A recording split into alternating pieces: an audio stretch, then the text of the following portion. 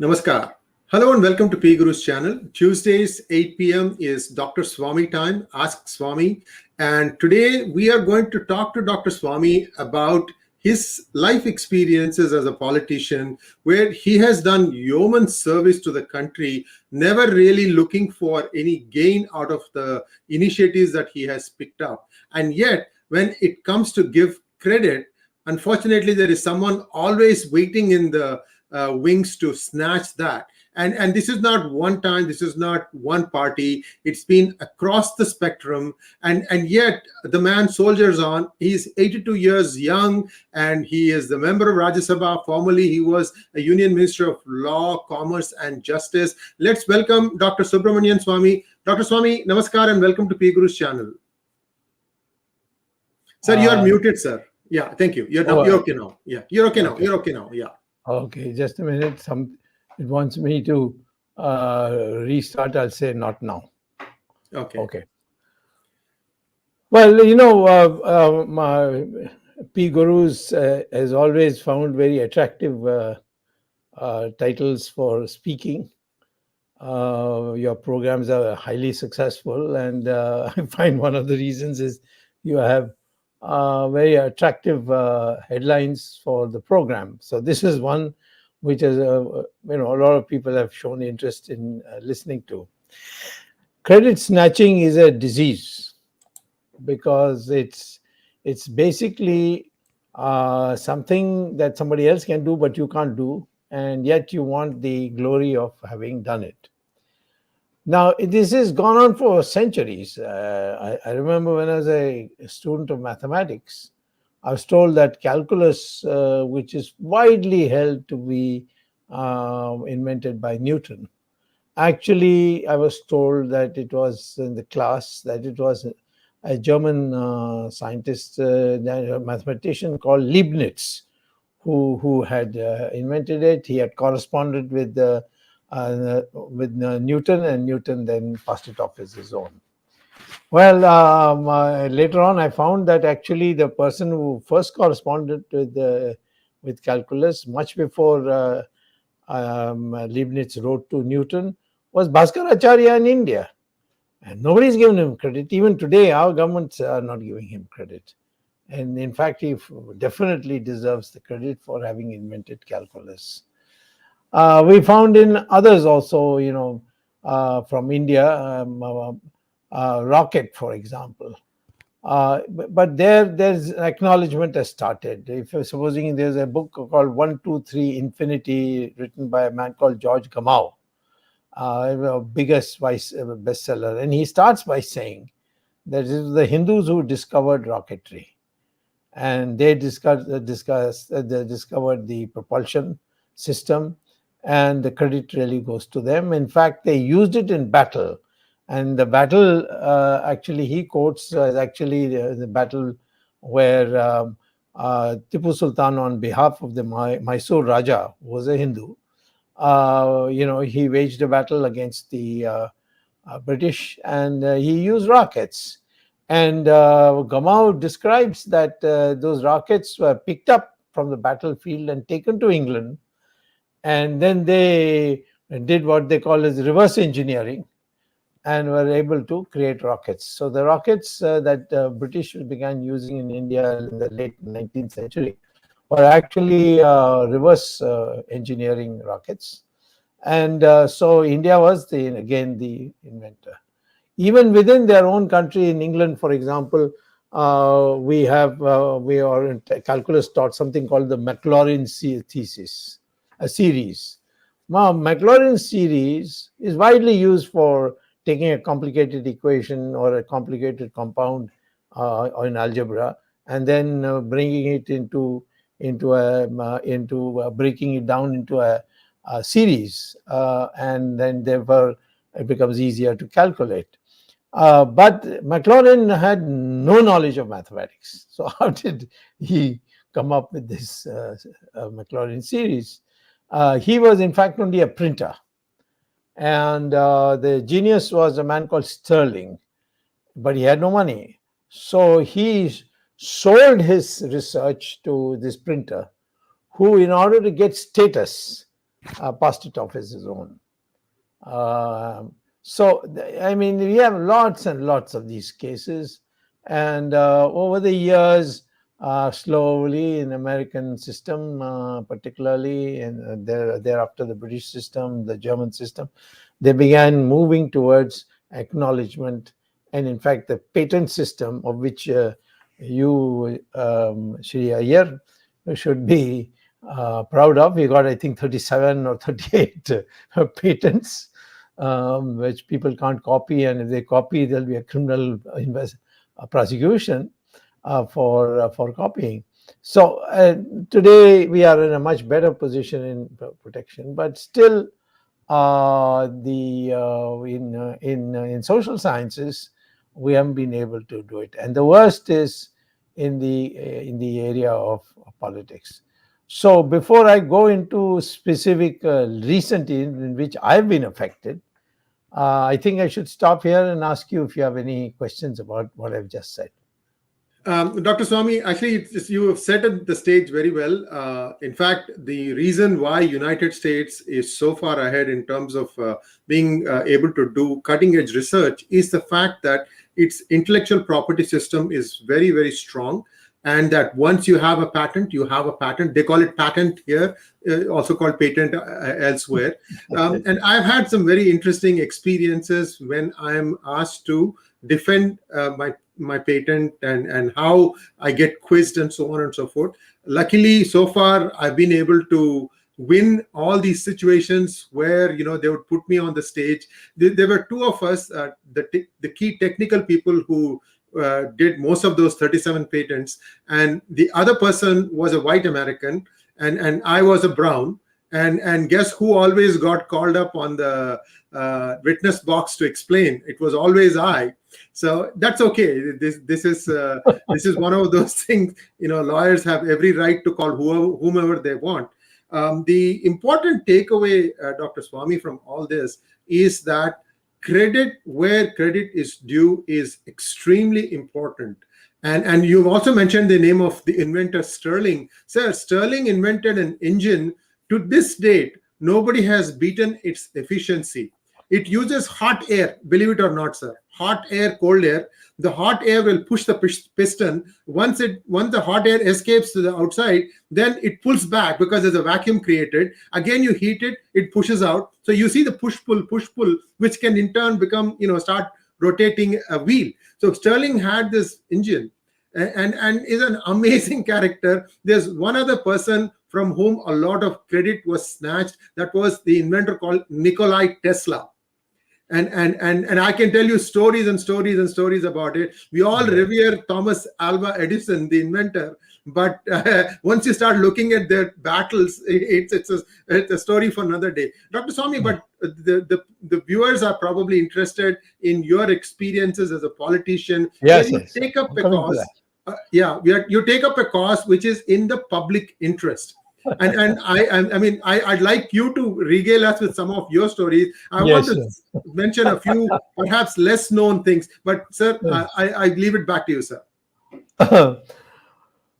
Well, I think the worst place for plagiarism, stealing other people's work, claiming it to be yours, is politics.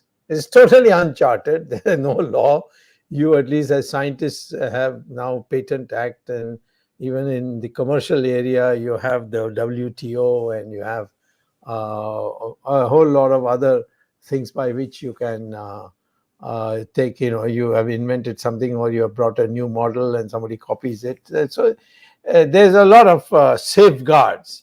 But the one place where there's no safeguard, and especially if a genuine person with a research mind creates something and somebody else wants to steal it and he's very powerful, then the media essentially blacks you out and it becomes somebody else's thing. So I give you some examples. I'll give you my personal examples last of all, but first let me give you some examples.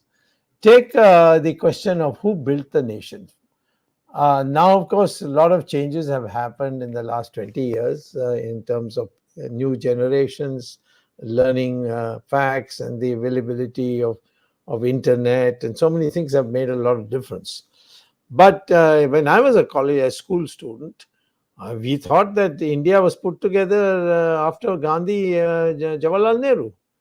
And we hardly heard during the 50s and early 60s Sardar Patel's name.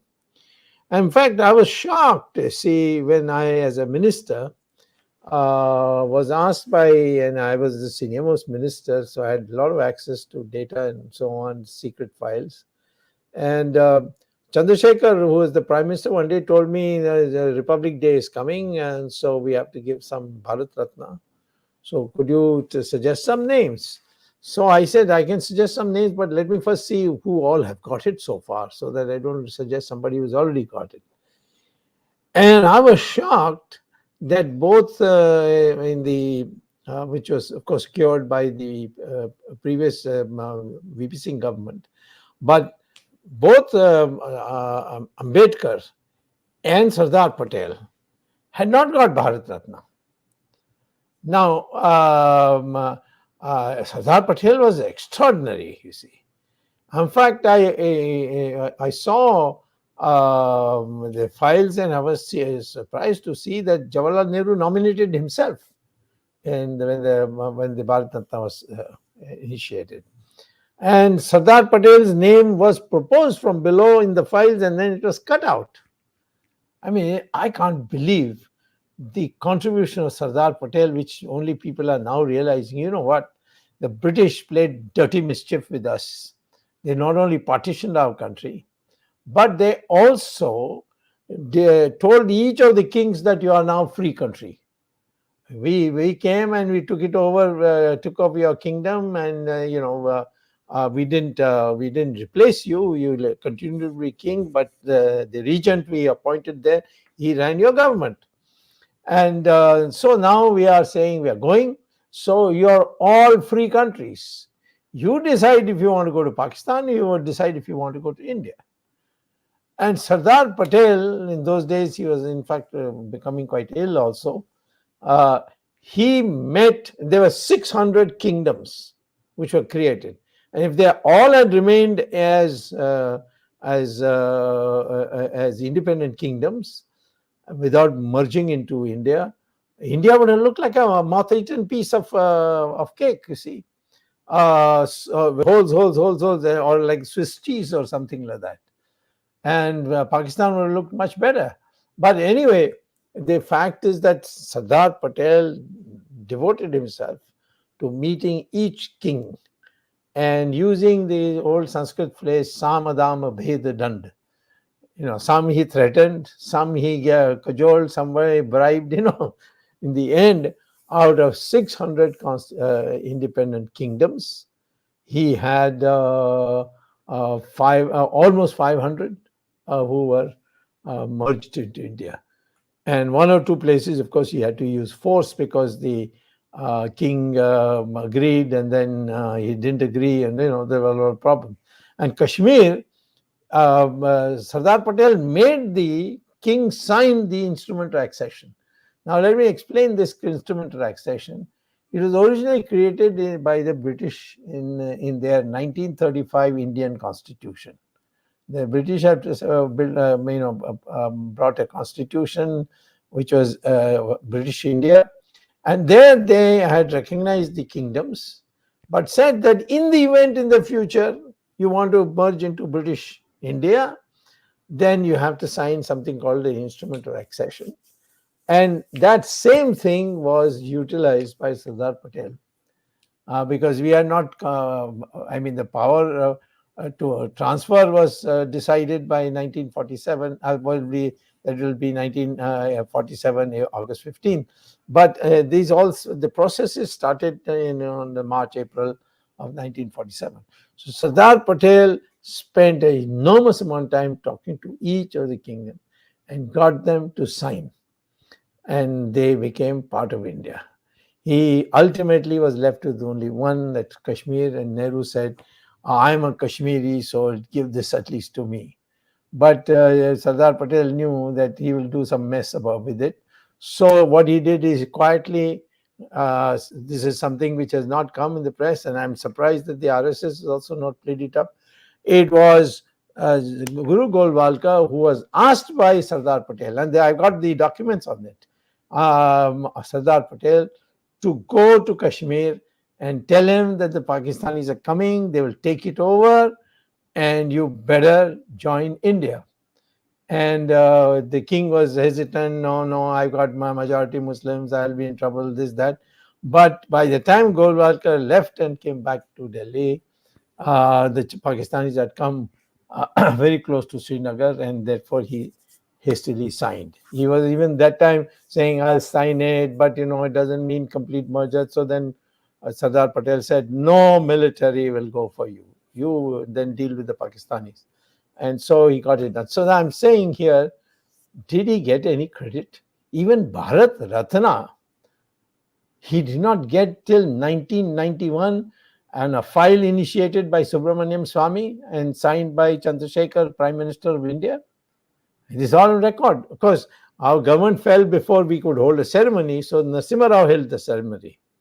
So, therefore, I am giving you this example. What kind of mentality it is that you didn't recognize? Ambedkar was a great scholar, and you took his works, his ideas, and passed it off as your own. And Jawaharlal Nehru became the great scholar who wrote the discovery of India and this and that. And these two Dehatis, Dr. Ambedkar, he was no Dehati, he got a PhD in economics from Columbia. How many people know this? You see, they talk about Pandit Jawaharlal Nehru. The man didn't pass even his Cambridge education, BA exam. He got what is called as a gentleman pass, which is that anybody coming from the colony is not sent back home, even if he has failed. They give him what is called as a gentleman pass. So you can write BA Cambridge. So here that, and then you have Ambedkar. 1916, he goes to Columbia and gets a PhD in economics, writes a thesis on monetary economics, which is even today relevant. Then comes to England, and here he gets a DSE from London School in economics again, another PhD. It's a doctorate of science. It's a little higher. And then after that, he goes and becomes a lawyer. He comes to India, and 3 people are selected for the constituency, for the building of the developing of the constitution.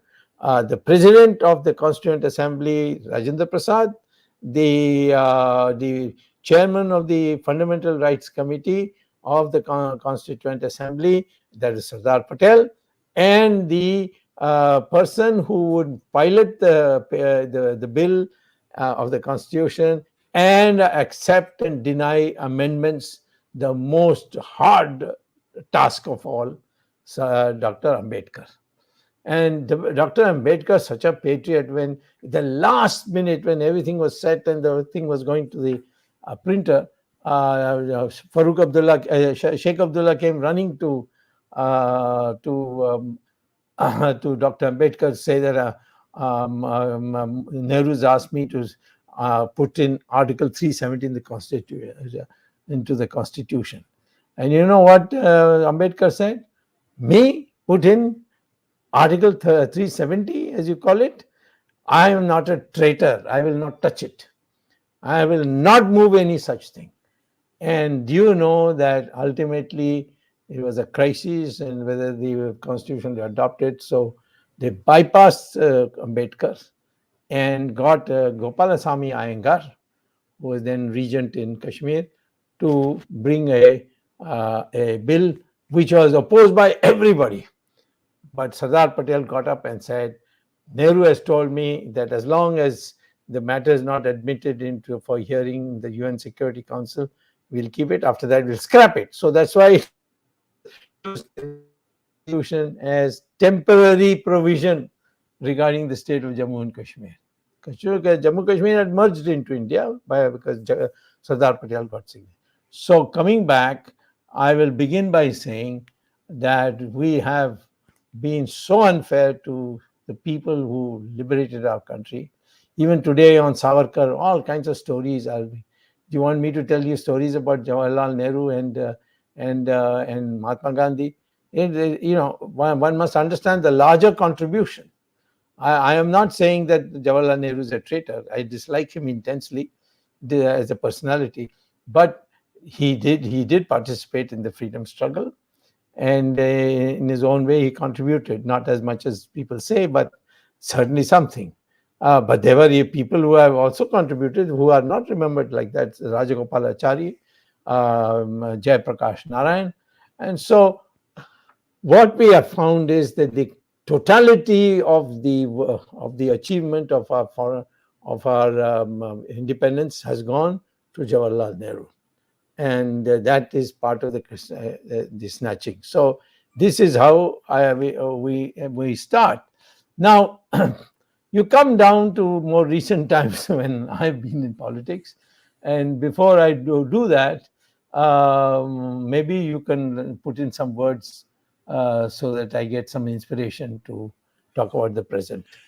Yes, indeed, Dr. Swamy. Thank you so much for setting the context here. Viewers, I think we are not going to be able to include any questions from you today because there is so much material to cover. Swamy Lion, that's the name of his Twitter handle, he has put together a great graphic that shows all the different things that Dr. Swamy did for the country. And in many of these things, in fact, I should say all of them, it's always the nation's interest that he was looking for, not for any personal interest. However, not many actually are still recognized. I just wanted to give one story, Dr. Swamy, with your permission, where you had worked for giving admission to children of Sri Lankan refugees in Indian universities. And I am witness to a friend of mine who lives in the Bay Area today. And this individual was caught in the refugee camp in Sri Lanka, especially around Colombo, and he had taken the IIT entrance exam and he had passed. And he had been given admission on a particular year, but he couldn't leave that place to come to India to pursue his course. And the next year, when he tried to get back, the then IIT director honored it, and he said, it's okay that you didn't take this year's exam, you took last year's exam, we will still honor your rank and we will give you an admission. And this person is a professor now in the United States. And all this happened because of some of the initiatives that you took. I mean, this Tamil Nadu politicians are, they are, I don't know what to say. I'm going to refrain myself from using some colorful language, but they are some of the most, in terms of mindset, how to steal credit snatching. They have done PhDs in this, and they will try their level best to try and run down anybody who doesn't listen to them, who stands up to them. In fact, somebody like Dr. Swamy, who even gets rid of them politically when the time has to be done. So, all those people who say that Dr. Swamy didn't do anything for the Tamils, just think about it. There are many people, many children who, what fault was it? 18-year-olds, 19-year-olds who were stranded because of the riots in the 80s in Sri Lanka. And Dr. Swamy found a way for them to be educated in India. So this is just one drop in the ocean I'm mentioning. And the reason I'm using this is because he is a true friend of somebody who is knowledgeable, who has knowledge, who wants to pursue knowledge. You'll find no better a friend than Dr. Swamy. Dr. Swamy, now I yield the floor back to you, sir. Please, regale us with some of the bigger ones where you felt that you're shortchanged. Right. Well, the thing is that if I talk about India, there'll be thousands of things for me to recite. It'll be, I don't think you have the time.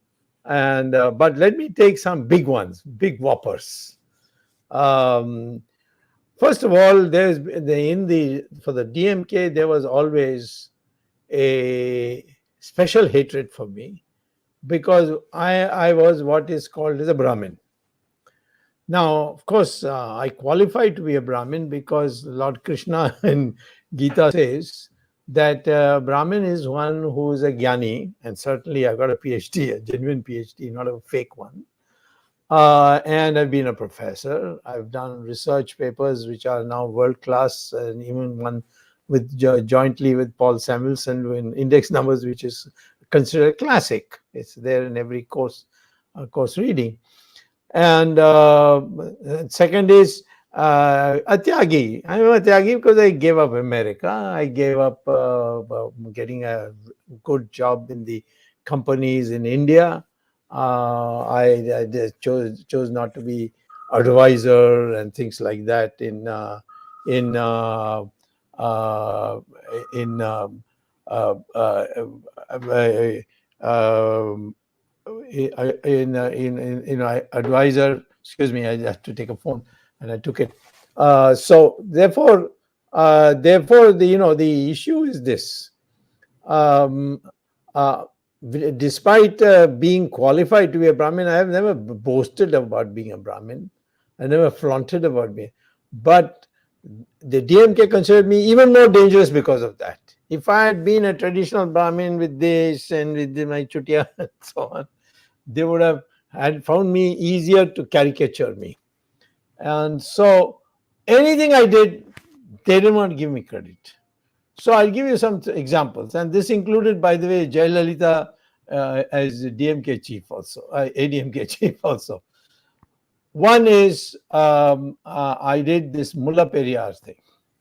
Now, in 1959, MGR, who was a very popular leader, but zero in general knowledge, and he didn't know how to deal with shrewd characters in politics, like the Kerala chief minister, who fooled him into signing an agreement on Mullaperiyar to lower the water level that is blocked. And so from 152 feet of water level, which meant the water spread into a very vast area and irrigated large amounts of Tamil Nadu area. And Mullaperiyar Dam is literally on the border with Kerala. So what happened is that the Kerala media went berserk about the Mullaperiyar breaking up, cracking up, this and that. And so the chief minister of Kerala, he advised Mr. M.G. Ramachandran, who is also, by the way, originally born in Kerala, saying that, you are taken as God by the people, and therefore you must save us from being all drowned. And so lower the water level, saving water level from 152 feet to 136 feet, 1959. And he did it. And vast areas of Tamil Nadu agriculture suddenly became without water. And it was Sir, a very I think tragic. the year might be 1979, sir, because 79, not 59. Yes, you're yeah. right. 79. Thank you. Yeah. So now in 1990, I started the agitation against Jayalalitha's corruption in 1992. Although I was instrumental in bringing her as chief minister, because in 1991 I was a minister in Chandrasekhar's government, and I found Chandrasekhar and I found that Karunanidhi was passing all our national secrets, which we were forwarding to him about LTT activities, to the LTT, and calling them to his office and giving them reports that we were sending. So we warned him, don't do it, but he continued to do it. So we decided to dismiss it. He never thought we would dismiss it. We dismissed it, and it was a totally peaceful transfer. Elections were held, and Karunanidhi's party got just 2 seats out of 234. Can you believe it? Party which has been a ruling party suddenly ended up with just 2 seats. Such a big blow. So he was in this ugly mood about me, and he thought that I did it because Jayalalitha was a Brahmin, so I wanted to bring in a Brahmin, and the usual folklore. So I decided to stay in Tamil Nadu and give up national politics, because Jayalalitha, whom I brought, suddenly became extremely arrogant. and she began attacking opponents physically. Even I was attacked so many times. I must have escaped deaths at least 12 times. It looks silly to say it now, but because I knew that she had some problems in how to deal with opponents. And ultimately, she was defeated. She lost the election. And during the election, when I got elected subsequently, I made a pledge that if I become an MP, I will see that the Mullaperiyar level is raised back to 152. So that had a huge impact, and I got elected. And I got elected in Madurai, which is, of course, my hometown, but never in the history a Brahmin could get elected. Never in the history a national party could get elected. And invariably, I became the first. I got elected, and then I got to work on it. I went to the High Court, and then they couldn't get because by then Karunanidhi had come back to power, and then he put in all his legal battery, and it was one against others. It had an impact. I didn't get very far, and so I decided to appeal to the Supreme Court. In the Supreme Court, it took me about 4 or 5 years, but I won the case. And the court ordered that to raise the level back to 152. Now, immediately, and by then Karunanidhi had come back to power. And every day, Karunanidhi did it, Karunanidhi did it. And one day I ran into Karunanidhi in one place and I asked him, what did you do for Mama? நீங்க வந்து முல்லைப்பெரியாருக்கு என்ன பண்ணேன்னு கொஞ்சம் சொல்லுங்களேன். So he said, நான் கடிதம் எழுதினேன். So I wrote letters. It was a court case. So that kind of lies. And everybody said, oh, Karunanidhi wrote letters, Karunanidhi wrote letters. So it's like repeating. So at no stage. And the same thing happened when Jayalalitha came to power. And the same thing happened when the 2G happened. Jayalalitha claimed all the credit. She went around all over Tamil Nadu during the election, said, Jayalalitha has got 1,76,000 has come back to the treasury and so on.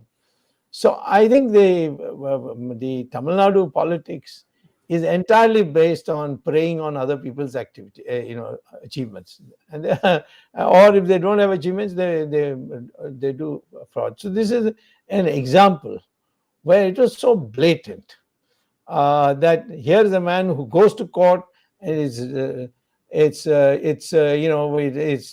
available evidence, but they don't give you credit. And it has happened again in other things also, where in the question of the Savanagar temple. Of course, now because we have internet, we have social media stuff, so we are able to mitigate that. But the fact is even today that thing is continuing. It's continuing even in the BJP. Now Ram Mandir, Setu, RSS, BJP, everybody got together and opposed it. That is Ashok Singhal and Sudarshanji of RSS and all the 5 Shankaracharyas. Everybody signed a writ petition, went to court, and it was dismissed. And ironically, the breaking of Ram's Setu by the Setu Samudram ship project, that project was brought and adopted by Mr. Atal Bihari Vajpayee on a recommendation provided by the then Minister of State for Shipping, Mr. Arun Jaitley. Now you tell me, they do this, and then these people have to go and they fail. So ultimately Ashok Singhal came to me and said, I'll commit suicide if they break Ram Setu, because Ram Setu was going to be broken by the then coalition government of Mr. Vajpayee and Karunanidhi. They were in a coalition that time. and to please him, he went along with it. So at that time, I said that, well, now where is the rule for me, opportunity, because you've already lost the case. How can I go back to the Supreme Court with it? So Ashok Singhal kept on persuading, saying that it will be impossible for me to live. So I found a way by which I could go to the Supreme Court. I got to stay. I won that case. Ram Setu, the only thing that I filed 2 petitions. One, nobody can touch Ram Setu. 2, it should be declared as a national heritage monument. Both have been granted, but Mr. Narendra Modi's government refuses to recognize Ram Setu as a national heritage monument. It's not emotional. The Act, Ancient Monuments and Archaeological Remains Act of 1958, it's in section 2, lists 5 criteria for declaring something as a national heritage monument, and Ram Setu qualifies on all 5. And overwhelming. For instance, must be more than 100 years. It is more than 7,000 years. So, 100 years, nothing. So, even today, the Minister of Culture, Sardar Patel, a fine gentleman, the Sangha RSS approached him and said, please help Swamy to pursue this matter. So he called a meeting of all the officials, got a consensus, prepared the file, sent it to Narendra Modi. It is lying on his desk for the last 6 years.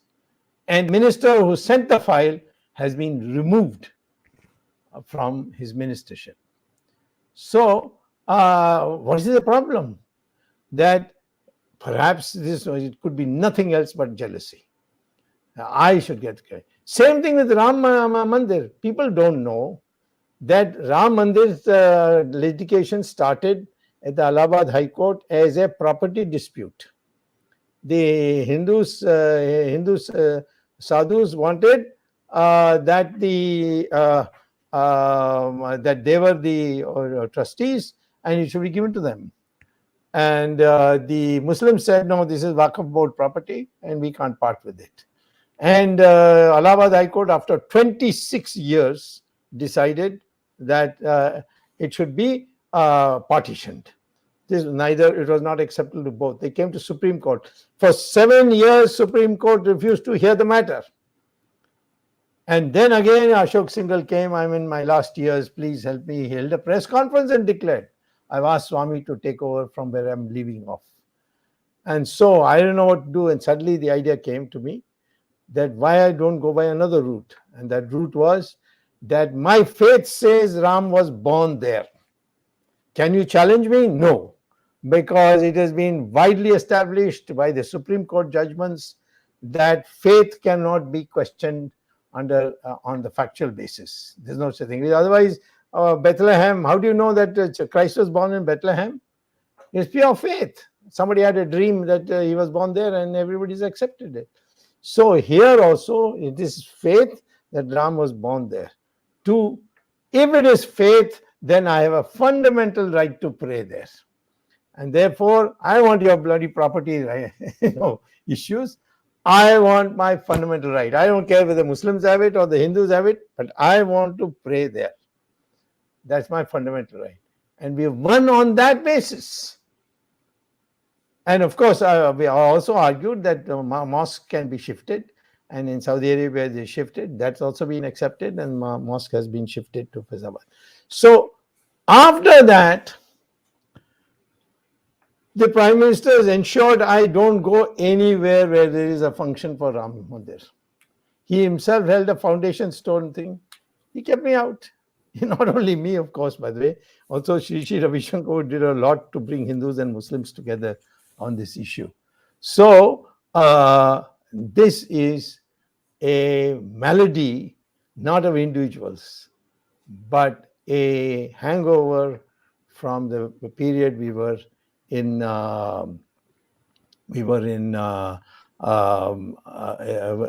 under British rule, and we became mean characters. And The British, of course, won't let you do anything. So whatever little you did, you claim credit. This credit snatching is a disease which we have to overcome. And the Americans have overcome it by patent law.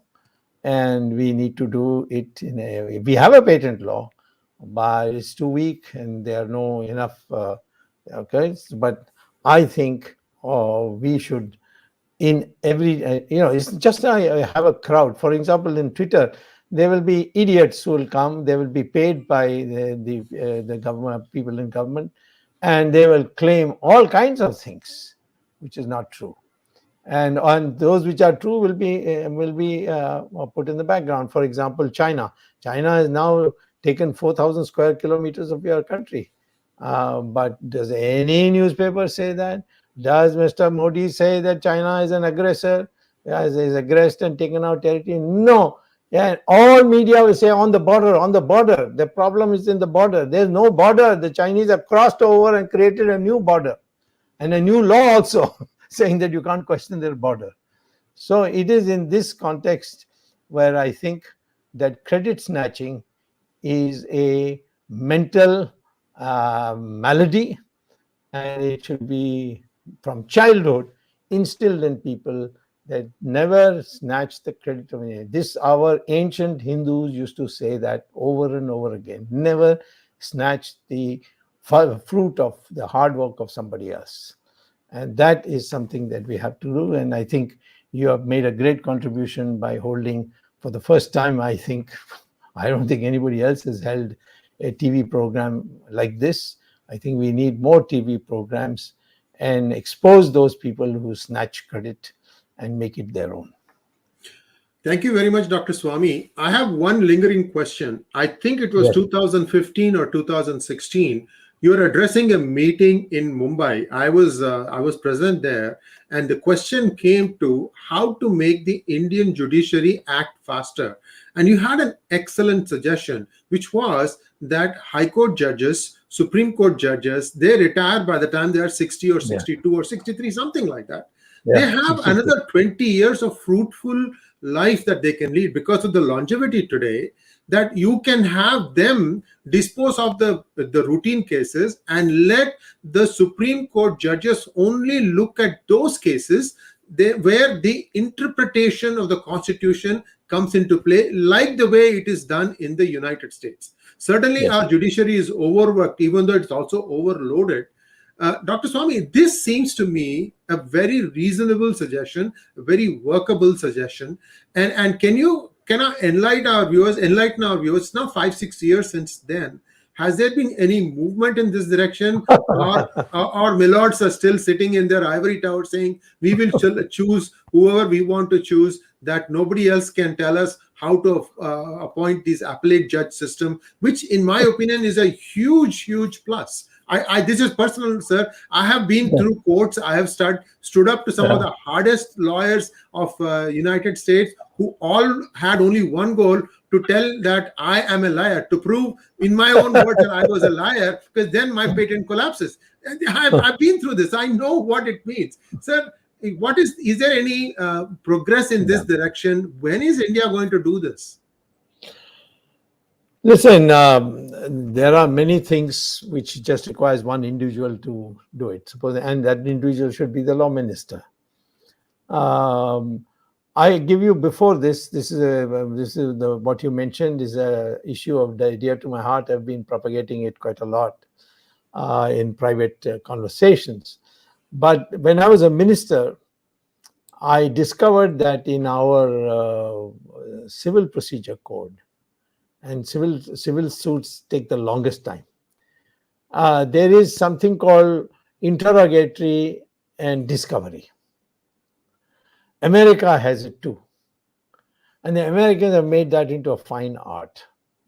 So in America, nothing goes to court till you have settled all the things, like you want this document, you want that, you want this, and so on, which we spend from hearing to hearing. In a hearing, I'll say, no, I want this document, and then it's adjourned for 2 months, and then you get the document, then it's adjourned to assess the document later in another hearing. So in that, I found that I went to the Chief Justice as a law minister and said, why don't we implement it? It's already there in our Civil Procedure Code.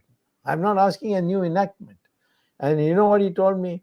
If you do that, it means the work of lawyers will increase and they will have to do their homework and they will have to sit across the table. You know the American system. You sit Yes, across yes, the yes. table and you give documents and take documents. He said that there will be revolt, there will be strikes, and you will not be able to function. And so I couldn't do it. But this is one. And this is entirely due to the fact that you have worked out a system by which everybody shares a little bit of the loot and nobody gets ahead on merit. If you have this a system of discovery and interrogatories, you will find the best lawyers will come in the forefront. That's one. Now, I had felt, why should a Chief Justice or a Supreme Court judge, or even a High Court judge, or even a trial court judge retire so early? And today, for example, our government's Attorney General is K.K. Venugopal. You know how old he is? He's, I think, either 92 or 93. And absolutely fit. So you should be looking at the fitness. When Jet Li told me that anyone over 75, we cannot make ministers, I said, well, you're not yet 65. I don't know whether you'll cross 65. I said it in a joke. But in the end, he didn't cross 65. So how can you make mortality connect with the age and do it? Fitness is something which is an art which you have to develop yourself through your self-discipline. So you can be fit if K.K. Venugopal can go to court and argue even today at the age of 92 or 93. I think, and then we had a candidate, Sridharan in Kerala.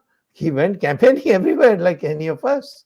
So I shouldn't say any of us because I'm also now 83 and going around the country as if I'm still not crossed the age of 30. So the issue is the fitness is there. Now, I find really fit people retiring and then they collapse because they're sitting at home just watching television. Literally, or they have to be friendly with some minister who will make you some commission chairman or human rights commission, that sort of thing. But most of the honest, upright people who would not do this, they sit at home. And it's very sad. So what I suggested is you create a High Court, Supreme Court, and a what do we call as appellate court. Anything the Supreme Court doesn't want to take, it passes on to them and says, please deal with it. Because there are questions which don't involve fundamental rights, they don't involve issues, they don't involve precedents, nothing. So there are a lot of these people come on everything in our country. Each of our judges deal with 200 cases per day. And you would be surprised the United States Supreme Court deals with only 200 cases a year because they have a filter system. And so by the time you come to the Supreme Court, you have the plaintiff has only 20 minutes to make his presentation. His respondent has to get another 20 minutes. Then to reply, the plaintiff gets another 10 minutes.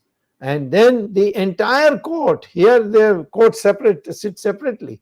Entire court then gets up, goes inside their room, maybe come back after 1 hour, 2 hours, 10 minutes, whatever, and then they make the announcement because they've already read everything, and they just, in case they miss something, they hear the plaintiff's presentation and the defendant's presentation.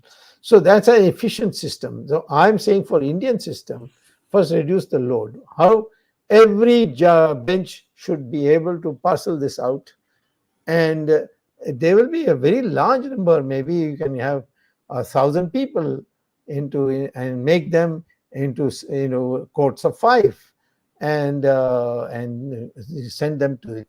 This way, they can deal with day-to-day issues. Even common men will get relief fast, and the issues, fundamental issues of laying down the law or striking down a law, all these can be considered by the active Supreme Court. That's what was my proposal.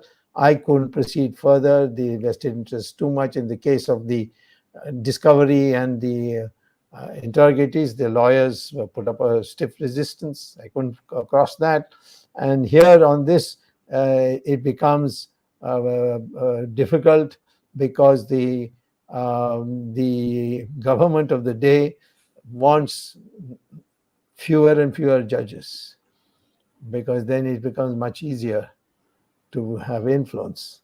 And so unless you have enlightened people enter politics and occupy these positions, I don't think you're going to see this happen.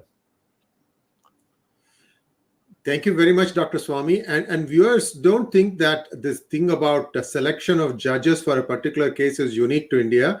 Even in the United States, we do judge shopping, bench shopping to make sure that you have a better chance of winning. So this is baked into human psyche. But Dr. Swamy, today, India is now 1.4 billion, and every day we create Australia. Maybe now we create 2 Australias because the sheer numbers are that high. And something is going to give. See, what happens is, already this, many states have what is called as the equivalent of Katta Panchayat. Katta means stick, Danda Panchayat, and somebody enforces this. Or footpath court. Yeah, footpath court. So somebody is enforcing it because he is physically intimidating you into submission. And this is essentially one of the stages where the society is essentially disintegrating. Dr. Swamy, as all we can tell is that we have shown the problem, and we are also suggesting a solution. I really, really would urge someone from the law ministry and also from the court system, Supreme Court or wherever, to kind of have some thought process, get this thing a little bit of manthan. Let's do some churn here and get this thing in place, because everybody at the end of the day should feel that I will get my day in court. Because if you don't that, you're snatching away one of the most fundamental rights that the Constitution gives you, isn't it, sir? No, the issue is basically people must now vote. I mean, they have voted for me. I've been 3 times to Lok Sabha, and of course, the Rajya Sabha is more nicer way to come to Parliament. But I've been 3 times to Rajya Sabha. But I think that if you put across to the people that you will come and do these things in understandable terms, people will give you. But most of our campaigning is on caste, region, language, in state after state. And so I think what we need is more and more people encouraged to enter politics. And it'll take time, because the insecurity of life, you never know when you're out on the street and when you're in the thing. If to fight an election, you need money. So then therefore you become corrupt, because that's the fastest way to get money. And then if you want to run a party, you need money, and therefore you become more corrupt. And then you see, it's like pouring ghee into fire. There's no saturation point for fire, you see. The more ghee you put in the fire, the more it will burn. So that's the situation we have today. So I think, like in the 1930s, a lot of intellectuals resigned from their positions and entered politics. And Stevenson, Douglas, so many senators, and Stevenson in fact even reached the stage of contesting for the president of the United States. Adlai Stevenson, that's right. Adlai Stevenson. Moynihan, he became senator and became a very famous senator. So in America, you see a lot of that, and the society is backing it too. And that kind of climate here today, politics, just stay away from these guys, Otherwise, they get annoyed. Then you are in trouble, and then you have to be a sycophant to get anywhere with them. This kind of degradation has gone on, and it really started with Jawaharlal Nehru, who the sycophancy was introduced by Jawaharlal Nehru, not by people like Patel or Subhash Chandra Bose or even Gandhi, but and this Nehru family continued it, and Sonia Gandhi's period being the worst. So I think we don't expect the other side to do it. You don't expect politicians to do it. You be the politician. You be the change you want that you want. That kind of an attitude. It can be done. It will be done. I've seen it became very close to it after the emergency, but then again we dissipated it. So that's what India is, a country of talent.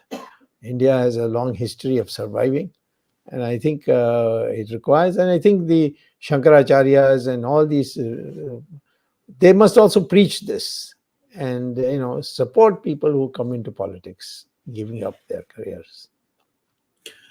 Dr. Swamy, that was a very engrossing conversation, and I thank you from the bottom of my heart, because this takes time. I know what a meticulous person you are. You prepare for some of these things, spend considerable amount of time, making sure that the right points are brought out.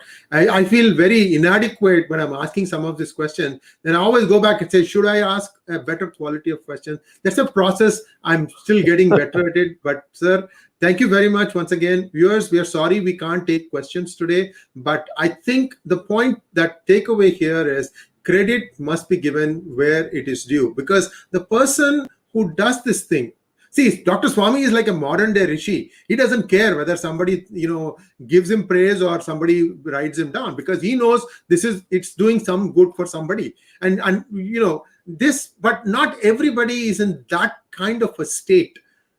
You see, people are still, they expect something. Oh, I did this thing for you. I mean, it starts even at a family level, Dr. Swamy. Sometimes, somebody sacrifices, the others just snatch it and just go. So the thing is, you hit the nail on the head.